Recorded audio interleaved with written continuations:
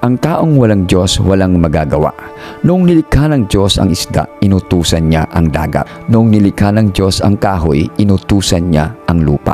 Pero nung nilikha ng Diyos ang tao, ginawa niya ito sa sarili niya.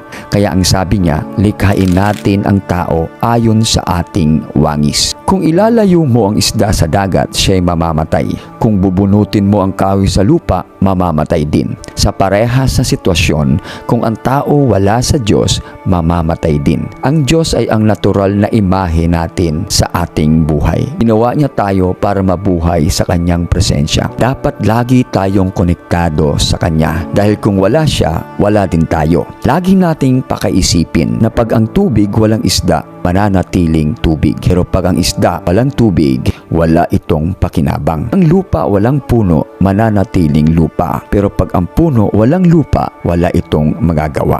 Ang Diyos na walang tao, Diyos pa din siya. Pero pag ang tao walang Diyos, ang tao ay walang magagawa.